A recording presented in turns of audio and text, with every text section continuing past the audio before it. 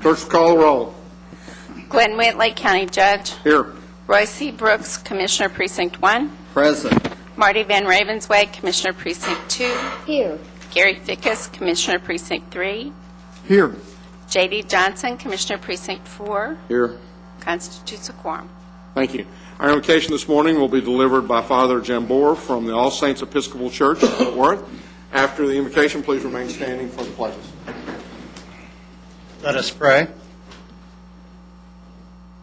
O Lord, our Judge and Governor, bless the leaders of our land, that we may be a people at peace among ourselves and a blessing to other nations of the earth.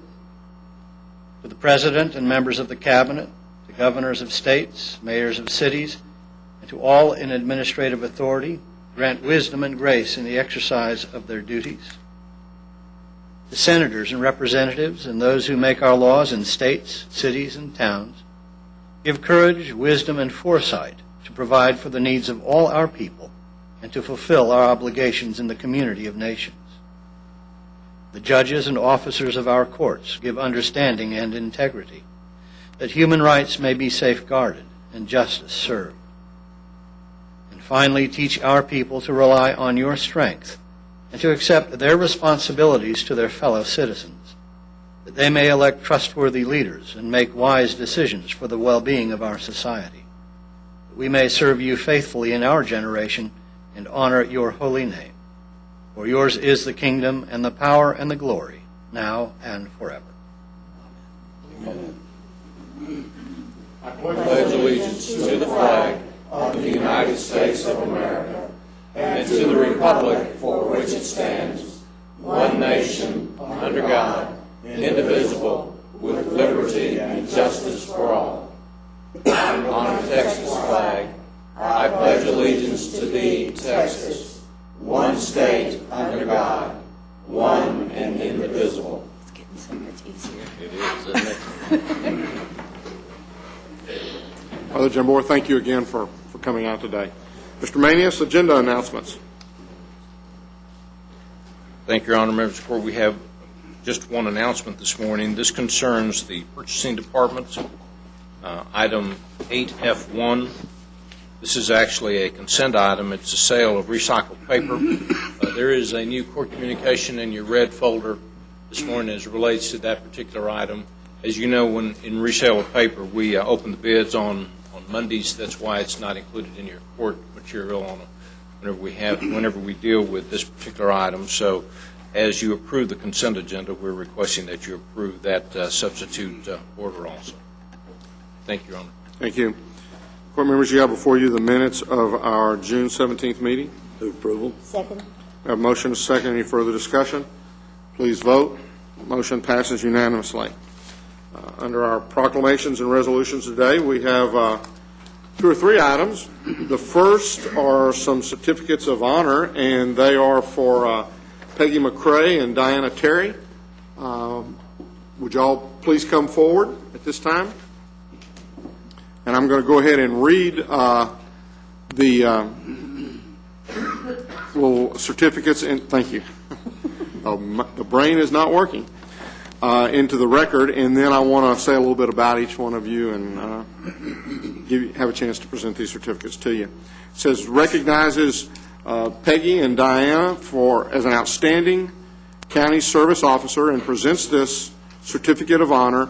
The Veterans County Service Officers Association of Texas is honored to present this certificate in recognition of outstanding dedicated service to the veterans, their widows, and dependents as a county service officer of the state of Texas. And I will begin by moving the approval of those 2 certificates for both Peggy McCrae and for Diana Terry. Second. I have a motion and a second. Any further discussion? Please vote. The motion passes unanimously. And just a couple of words. Peggy, I guess, been with the you're Peggy. Okay.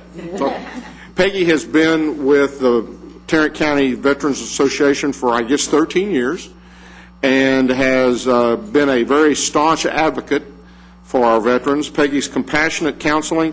And let me just begin by saying I'm reading this from a letter that we got from Jimmy DeFore, who is the Veteran Service Officer there in Taylor County. And it just talks about Peggy's compassionate counseling skills as well as her genuine concern for elderly, puts the clients at ease and allows Peggy to assist them in the greatest extent possible.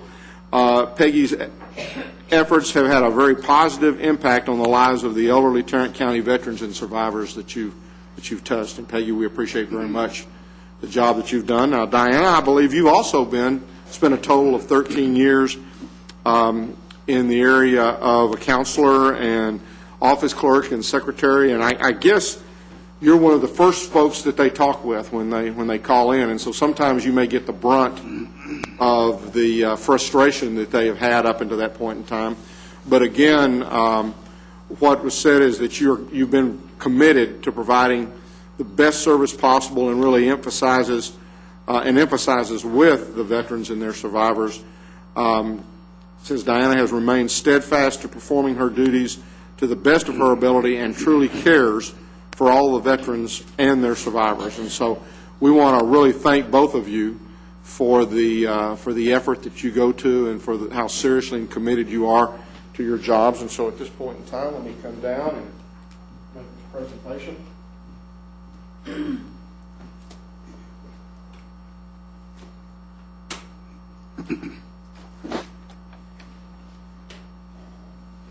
Congratulations, and thank you very much.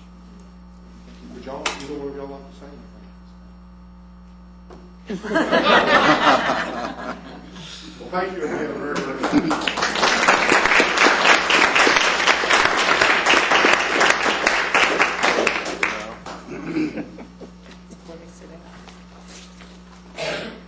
Next is a proclamation. Commissioner Brooks, I believe that you have on the agenda. Yes, this proclamation honors the 15th annual Dr. Marion J. Brooks Living Legends Award and Scholarship Day. It's already presented. I move its ratification. Second. We have a motion and a second. Any further discussion? Please vote. Motion passes unanimously. Commissioner Fickus, I believe you have a couple of resolutions. The National Association of Student Councils, their 2008 convention will be held at Northwest High School on Thursday, starting Thursday. We'll be presenting a resolution at that, and I would appreciate make a motion that we approve this. Second. We have a motion and a second. Any further discussion? Please vote. The motion passes unanimously. And then you have one with regards to Mayor Bradley. This past Saturday, we presented a proclamation to Mayor Scott Bradley, who was the former mayor of the city of Westlake. He served 14 years as mayor and 15 years before that as chairman of the Planning and Zoning Commission. And we presented him that, and we had a very big crowd that was there, and a great time was had by all. So I would entertain a motion for that. And Second. We have a motion and a second. Any further discussion? Please vote. The motion passes unanimously. You have before you the consent agenda with the revision to the recycled paper item. Move approval. Second. We have a motion and a second to approve the consent agenda with note of the revised item in the purchasing. Any other discussion? Please vote. Motion passes unanimously. Mr. Manius. Thank you, Your Honor. Members of the court, under the Administrator's Section, item number 1, we're requesting that the Commissioners Court approve both purchasing and facilities management departments to conduct negotiations for 3 firms concerning architectural engineering services based on each firm's ranking. This is for the renovation project within the county administration building. Move approval. Second. We have a motion and a second. Any further discussion? Please vote. Motion passes unanimously. Your Honor, members of the court, on item number 2, we're requesting authorization for purchasing and facilities management department to conduct negotiations with 3 firms also. But this is for construction management services as it relates to the renovation of the county administration building. Move approval. Second. let me ask. We have a motion to second. Questions? Yeah. On the 3 companies listed is and in the order they're listed, is that the ranking? I believe yes, sir, it is. And we submitted, I believe we contacted over 104 contractors, but we only had 3 firms that actually submitted a bid, and so we're going to negotiate with all three, but we're going to do that in the order that you see here in your court. And that's the communication. ranking of them Yes. right at this point? Yes, sir, it is. Okay. Thank you. Any other questions or discussion? Please vote. Motion passes unanimously. Your Honor, I'm going to skip to item number 4 because Ms. Ward is going to do item number 3. On item number 4, we're requesting that the court consider and approve an exception to the county travel policy as relates to the Elections Administration Office. Move approval. Second? Have a motion and a second. Any questions or discussion? Please vote. Motion passes unanimously. Your Honor, I'm going to ask Ms. Ward to do the presentation on item number 3 if you have any questions. Good morning. Morning. Morning. This morning, we're requesting approval of a contract between Jeremiah 2911 and Tarrant County for funding of $1.4 million for the construction of a 135-unit senior citizen housing project in the city of Hearst. The city of Hearst is meeting the match requirements for the home program, and if you have any questions, I'll be glad to answer them. Well, I appreciate the fact that you explained it all to me before the court meeting. I wasn't totally familiar, so I will move for approval. Second. We have a motion and a second. Any further discussion? Please vote. Motion passes unanimously. Thank you very much. Mr.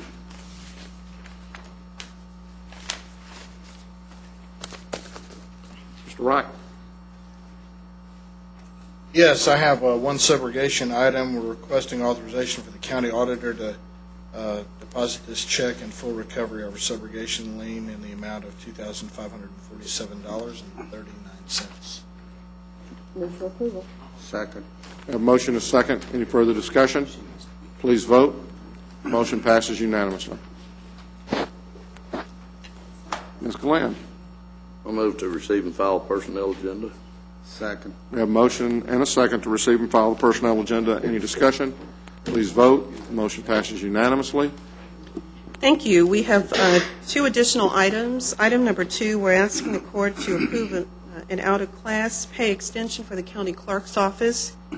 The county clerk is requesting this extension for a supervisor who's assumed the duties of vital records manager. The county clerk is in the process of conducting interviews and is anticipating that she will have a decision by the end of September. And so as a result, we're asking for the extension through the end of September or until she fills her position. The fiscal impact to the general fund is estimated to be approximately $2,730. Move approval. Second. We have a motion and a second. Any further discussion? Please vote. Motion passes unanimously. Our final item, we're asking court to approve adjustments and additions to the Employee Wellness, or the WOW, rewards program. We came to the court in January, actually the court approved in January of 2007, a rewards program that incentivizes our employees to improve their wellness. I'm happy to report that we've had employees diligently working towards improving their wellness, and in the process, are earning points that will help them to add additional monies to their flex accounts. So employees will actually see those deposits for 2009. So that's been pretty exciting. As this year has unfolded, the Wellness Committee has met, of course, and has talked about some of the activities that we have in the program. Some have been well received, some haven't been as well received. And so what we have for you today, what we're proposing are some changes to some of our activities, and hopefully one of your attachments to the court communique is a listing of our activities, and I'm hoping that your document has some yellow highlights on those activities. Okay, good. We're asking that those be added as additional activities on that page. The second page, hopefully you have, again, as a section to a document that we distribute to explain the program and how you earn points. We've added some language so that we can remain HIPAA compliant, and what we're required to do is provide alternatives for those employees who aren't able to participate in certain activities. If they notify us, then they will work with the wellness coordinator, Kate Hancock, to come up with alternative activities. So those are the changes that we're proposing, and of course, we'll take any questions if you have any. When does the re-enrollment period start on that? We're actually starting the health assessments, and Kate's going to have to help me out. I believe we're starting those in August. July 22nd would be our first meeting. Last 2 weeks of July. So we want to be real in poor health up until July the 22nd and then join the program. No, If I'm going to gain weight, I want to gain all the way up to the 22nd and then start losing. no, we wouldn't advise that. But we did have a really good response to the initial health assessments that we did. We had really good turnout, and we're hoping that we have really good turnout again for this year. I think we're going to be bringing to the court in the next few weeks a recommendation for a different vendor to help us with those assessments. But employees receive them and again, have been really working on becoming well. Move approval. Second. We have a motion and a second. Any other comments or discussion? Just one. You get 2 points for a half marathon and only 3 for a full marathon? Yes, sir. Wow. Well, I kind of like, it says you get a point for participating in a sanctioned 5K event. It doesn't say you have to complete it. Participate. It just says participate. It's the embarrassment factor that we're counting on. Can I Keeps you drive going. that marathon? No, it says you got to, well, it says you can cycle it. Cycle it. So we provide lots and lots of ways for employees to earn their points. I just can't see any benefit to having a big weight loss program before the 22nd. Not that ever entered my mind anyway. Did we vote? No, we did not. Please vote. Motion passes unanimously. Thank you. Ms. Price? Got to be quick. Judge, Commissioners. Good morning. I just wanted to give you a little information on a contract that we were asking for your approval on. This is with Jefferson Wells. You're aware that our accounting director, we have been short an accounting director for some time now. We have an accountant who has also moved over to the auditor's office. This is really the last area of my operation that I have not totally redone in the last 8 years. They are well behind on best practices and several other issues. Jefferson Wells is an accounting group that does they will do oversight. They will send a team of 3 people in for 9 weeks. They're going to do oversight and take a look at the current processes, try to help us get the bank reconciliation back up and current. We're behind on that. We've talked to Ms. Tidwell about some of this. She has used them before. I'm very comfortable after visiting with them that this will be really worthwhile for us. They will also look at the requirements that we have for our accounting director and see if they are current with the market and if we are looking for the right person. And 2 of their people, one is a manager and 2 of them will actually be doing day-to-day bookkeeping and work in that department. The funds are available. We have worked with Debbie on getting those funds straightened out, and we've taken them from several other projects to get this going. I think it'll be very worthwhile for us. Move approval. Second. Have a motion and a second. Any discussion? Please vote. The motion passes unanimously. Thank you. Commissioner Van Ravensway, I believe you have an interlocal agreement. All righty. I will move for approval. Second. Oh, okay. We have a motion and a second for approval of item 8. H2. No, H. Aye. Okay. 8, One. I1, A, and B. A and B, not 1 and 2. Any discussion? Please vote. Motion passes unanimously. Are there any appointments? Then you have before you the claims, including the addendum. Move approval of the claims, including the addendum. Second. We have a motion and a second. Any further discussion? Please vote. Motion passes unanimously. Mr. Manius, briefing items? Thank you, Your Honor, members of the court. We have one item to bring to you this morning. This concerns item A. This is the Education Tuition Reimbursement Program funding. Ms. Glenn is here to address the court at this time. Good morning again. We came to the court several months ago to talk to the court about our tuition reimbursement program. At that time, we came cup in hand and asked for some additional funding, and the court granted us some additional funding. And so we're back again today and want to talk to you about what's been happening in the world of tuition reimbursement. I have to tell you that this is a pretty regular topic of discussion in HR. I've provided you, and I hope that you have there at your places, you should have a copy of an article that ran in the Star-Telegram back in June. And it's headed, or the title of the article is Texas Public University Tuition Up 112% Since Deregulation. Deregulation occurred in 2003. And in a 7-year period, tuition costs for public universities in the state of Texas have gone up approximately 112%. So we're really feeling it as we process requests that come through. Larry Wilson in my department is the individual, pardon me, who's responsible for processing these requests that we get in. I can tell you that the number of requests are up in addition to tuition reimbursement costs.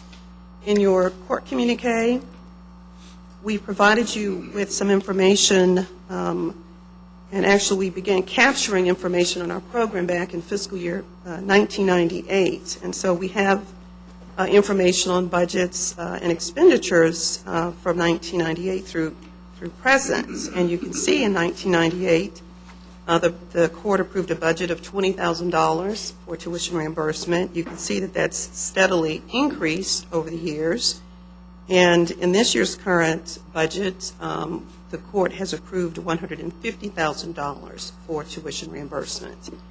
I have to tell you, the fall session, we spent in reimbursements half of that for fall reimbursements. For spring, we've received reimbursement requests that exceed the balance that we have left. We have left about $71,000. And that does not address summer reimbursements, and those are steadily coming in. And so while on one hand I'm happy to report that we have a lot of interest in the program and employees are interested, we see participation at levels that we've never seen before, which is a good thing, I think. The other side of that, of course, is that it's increasing our budget requirements. I've also provided you with a survey. When we came to you the last time and talked about the need for additional funding, we also talked about changes to policy. And so we've made some policy changes. What we provided you in this document, though, is we were curious. I mean, we sort of guessed that we weren't the only entity that was struggling with this issue. And so we surveyed Travis County, the City of Austin, Bexar County, Denton, and the City of Fort Worth. Those are the agencies fairly, some nearby and others fairly nearby, that actually offer a tuition reimbursement program. You can see from, and I'll just point to a couple of items on this document, you can see that the budgets, Tarrant County, again, we currently have $150,000 budgeted. Travis County has far less, a little bit more than $42,000 budgeted. Bexar County has a budget of $182,000. Denton County, $31,000, but Denton County is probably a fourth the size of Tarrant County, so they're much smaller. The City of Fort Worth actually has budgeted $274,000 and are needing an additional $70,000 for summer. So we don't know. As a matter of fact, I believe Larry indicated that that they were going to be talking to City Council today about additional funding for summer expenditures. So just to kind of give you a comparison of how we look when we compare ourselves to other agencies. And so really what we want to talk to you about again today is sort of the state of the nation, where we are with tuition reimbursement. I have to say that we don't anticipate a decline. in tuition cost. I have read some articles recently where some officials are asking for regulation again, because some believe that that's the only way we're going to get a handle on tuition costs. I don't know that that's something that's going to happen. You all probably have a better idea of that than I. I don't anticipate that we're going to have fewer employees who participate. This is a very popular program. I can tell you it's a very valued benefit. I think I've shared with some of you, all of you, over the years, emails that I receive from employees who are very, very grateful that this is a benefit that is available. And again, it's not one that all entities provide. So wanted to talk to you about, again, where we are today in this budget year, and then sort of what we're thinking about as we look to fall expenditures, because fall will be upon us pretty soon. So we provided you in your court communique a couple of things to think about with regard to funding for this year and how we finish out the program for 2008. And this is the second page of your court communique, the middle part of that second page, funding options for consideration for 2008. We have 3 items that we're just presenting for your consideration. And again, as Mr. Maney has indicated, this is a briefing item. We're not asking for any action today, just sort of some things to think about. Item number 1, we're saying we might want to consider using the remaining funds, which again is approximately $71,000, and reimburse just spring costs. There would be no reimbursement for summer classes. With the money that we have left, we're anticipating that would be about a 78% reimbursement of just the tuition. And one thing that I did mention as we were, that I failed to mention as we were looking at the chart, the comparison chart, Tarrant County's program currently reimburses for just tuition. Some of the other agencies that you see, for example, Travis County and the City of Austin, they reimburse for tuition and non-refundable fees. And so I asked Larry, what exactly is a non-refundable fee? I didn't realize that you could be refunded on any fees. And his response was, something like parking. That would be considered a non-refundable fee. I can tell you I paid for parking this past summer for 3 months, and it was like $50. When I paid for a year, it was like $150. So it can be a pretty significant expense. So that's option 1. Again, we'd be reimbursing for spring at about 78% of tuition costs. There'd be no money kept for summer. Option 2 is that we would use the remaining money, the $71,000, and split that for spring and summer. And our current policy certainly does give us, and we have used before, what we call a pro rata calculation, where employees don't get 100%. They get some percentage, whatever percentage that allows everyone to get some reimbursement. Have we been giving 100% reimbursement up until now? We have not. In the fall, I think in the fall it was 100%, but in prior years, we certainly have used the pro rata. It wouldn't be the first time that we've done that. So that's a concept that employees are familiar with. Option 2, again, I think I mentioned this, we would split the remaining money between spring and summer reimbursements, and again, or spring and summer costs, and we'd be looking at about a 61% reimbursement. Option 3 would be that the court would make a decision to provide additional funding for summer reimbursements. We're proposing a little bit more than $35,000. That would represent, I believe, about a 70% reimbursement. Right. Is that right, Larry? About 70%. So that's not 100%. It'd be about 70% reimbursement. So we're just sort of throwing those options out. When we look to the fall, we have addressed a few things that we've talked about. I'm going to mention a few more things that you don't have listed on your court communique that we've talked about just as a way to sort of get our arms around this program. We've talked about, and some of the things that are in your handout, is that currently our program allows employees to take up to 32 credit hours per calendar year, and that's a lot of courses if you're working full-time.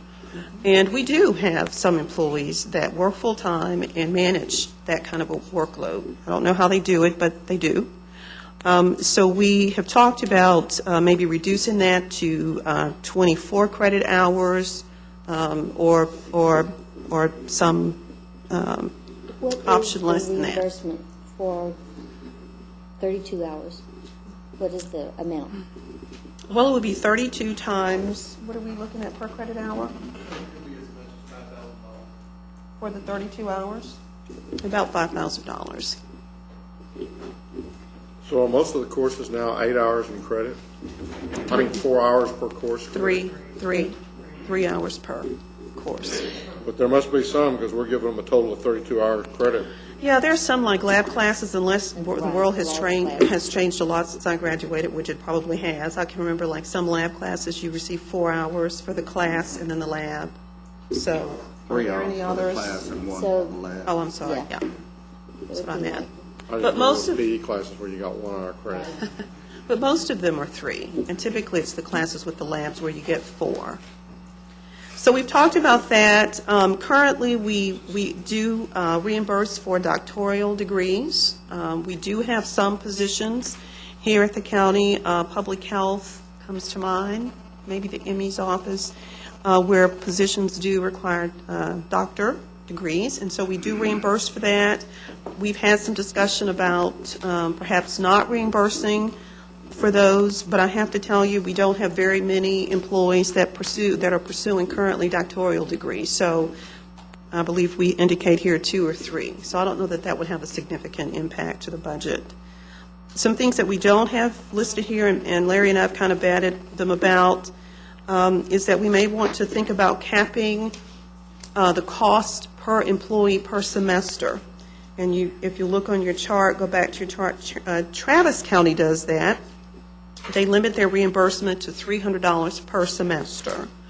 I have to tell you, that's not a whole lot of money, but I think that explains why they have a budget of $42,000. And we might not propose something as drastic as that, but that may be a way to again, get our arms around this, maybe. Do we know how many of our participants are CSCD employees? I don't know that. Larry I'll have him come up. 2 or 3. I can tell you that we do request whatever monies we take from this program, we request those back from CSCD for their employees. And they've been agreeable to give that back? Yeah, Okay. that has not been an issue. We've also talked about, and Denton County does this, where they actually reimburse based upon the letter grade that you earn. If you earn an A, for example, and I think we talked about this the last time, then your reimbursement is 100%. If you earn a B, it might be 80%. If you earn a C, it might be 70%. Currently, in our program for undergraduate work, a C or better qualifies you for the reimbursement. And if sufficient funding is available, that's 100% of your tuition cost. For graduate work, the same holds true, but you have to earn a letter grade of B or better. So we talked about maybe changing those percentages up.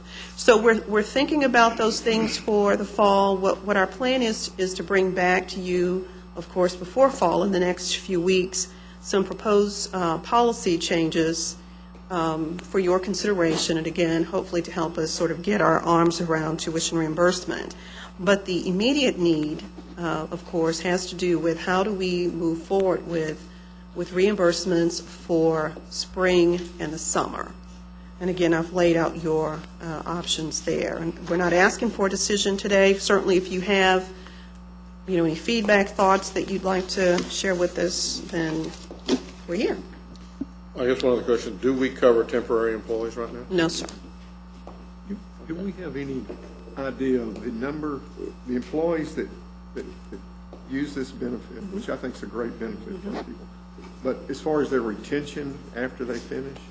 Do we have any idea 5 years from now, are they still here, or are they taking that education and going somewhere else? Or- I don't know that I have an answer to that, Commissioner. When we came to the court the last time, one of the changes that we asked for and made a part of the policy is we now have what we call a revocation clause, which basically means that if you leave county service within 2 years of the county having reimbursed you for a course, then you pay that money back. Now, I know we've exercised that a handful of times. One time. So, if that's any indication, it does not appear that employees are taking it and going somewhere else with it. Okay. So, Any other questions at this time? We're going to have that up for action yes, sir. Next Tuesday. Thank you. Your Honor, I'd like to make a comment on the second item under briefing as it relates to transportation. You might recall that last week we spoke briefly about working with NTTA and the toll tag issue. We did have a meeting, Ms. Price and I had a meeting with the representatives of NTTA this past week. We do have a copy of their proposed contract. Legal is currently looking at it and has made several comments on it already. We intend to bring that back to you probably next week for a small presentation and then a recommendation. Right. Your Honor, that's all we have today. You do have some audience participation forms. You have some audience participation forms.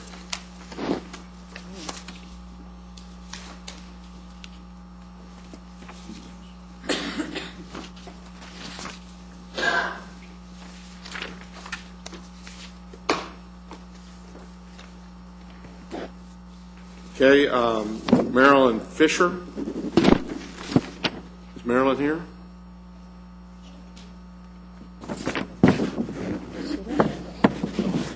I think she may have just stepped out. I don't know if she's...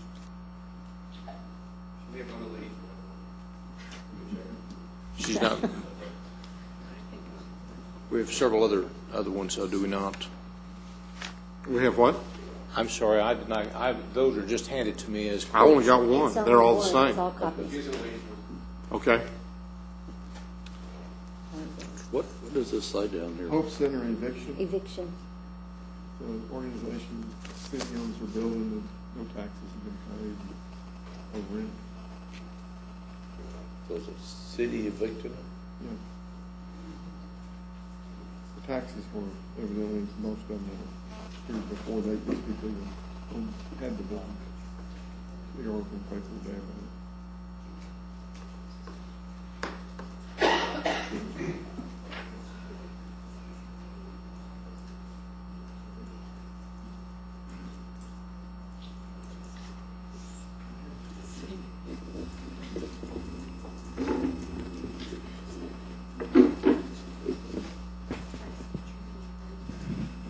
I believe she is handicapped.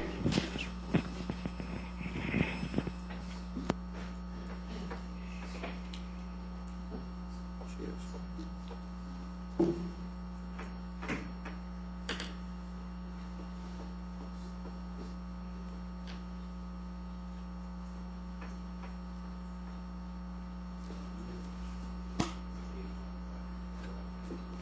Yes.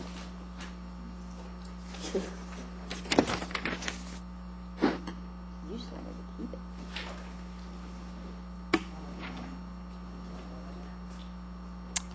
Morning, Ms. Fisher. Go ahead and come forward.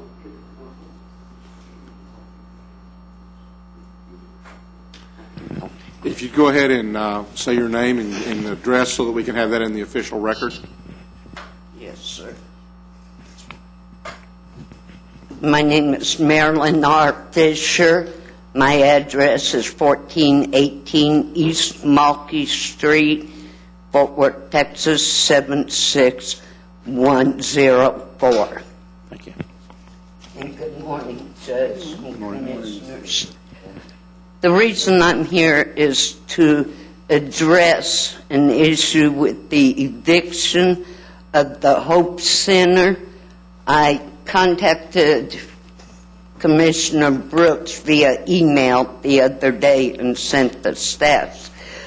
I've also been in contact with Mayor Moncrief, and I am aware of their situation in how they acquired these back taxes that were owed. In 2004, the Hope Center took over the property as a donation from another church. Hope Center is not a church itself. It is a 501c3 nonprofit organization that provides food, clothing, and computer classes, literacy classes, and all to all of Tarrant County and Dallas County. They are one of the few organizations that do not limit their help to zip code areas. As I know for a fact that the west side, they have 4 zip codes that they work with, that's it. Downtown Methodist Food Center, they service 3 zip codes. Okay. And the Riverside area services 2. Okay. Fort Worth Hope Center over there, and I call it Fort Worth Hope Center because that's what it is. It's a hope for the low-income and poverty-stricken people in all of Tarrant County, Dallas County, and all. We have people coming from Dallas to get help right now. You're aware that the poverty level now is over 10.6% as of today. Well, in 2007, the Hope Center only serviced 50,000 people for the whole year. This year, from January the 1st to May the 1st, they have serviced over 22,370 people. This is with clothes and food and schooling, helping people get jobs by providing computer training and GED classes at no cost to the individual. They also provide career steps training through workforce, helping people get training in jobs so they can go out and get a job and become productive citizens. I've taken on this endeavor through our group called Ladies Unity, we are just volunteer people to try to do something. I have been in contact with the director there, and I know that they have cash available of $53,000, which they can pay on the back taxes. They have the opportunity now, if this eviction is stayed, to get $200,000 in a loan and then a matching grant of $200,000, which would leave them an additional $265,000 left on what is owed in the back taxes. If we can get 120 days, and you allow me and my organization to work with them, then we can meet this $665,000 back tax debt. That's all we're asking, because they were given the eviction notice 2 weeks ago that they made me aware of, and they were surprised. They did not even know it was coming down. That's all I'm asking. Ms. Fisher, they may have explained to you that because it's not on the agenda, we're precluded by law from being able to respond to you at this time. But Mr. Manius will help you to gather some information together so that we can put this back on the agenda and we can talk about this, or we can help you to resolve, possibly resolve this matter. So if you will talk with him immediately after our meeting here and give him some of that information, then he can help. Maybe we can begin the process of working on that. We want to thank you again very much for coming out today. We appreciate you doing that and staying to the end for of the meeting from that standpoint. Judge, would it be improper for us to clarify that the county has nothing to do with this? Well, probably not at this point in time. I mean, I think we can try to resolve this and just see, leave that up to. But for us to imply that there is something we can try to resolve is erroneous. Mr. Reich, would you like to weigh in at any point in time in here? We can't take action today, that's for sure. Thank you for your help. Yeah, that was great. I'm Thank you so barely much. If we familiar. start discussing it, are you going to tell us then that we can't discuss it too, right? Barely familiar with the issue she presented. I'm still trying to find out more about it. The property is in the hands of the city of Fort Worth, and it's the city of Fort Worth that has issued the eviction notice. Is there any action in the future, Counselor, that we might even be able to have on our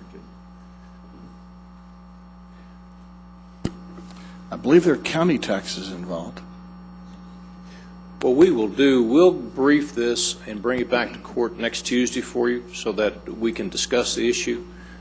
Commissioner Brooks is absolutely right. It was the city of Fort Worth that did the foreclosure on this, but we'll have information for you all and bring to the court, and we'll discuss it with legal at that time. Legal has not had an opportunity to look at it, and that'll give us just a little time to try to get the information to answer your questions. Okay.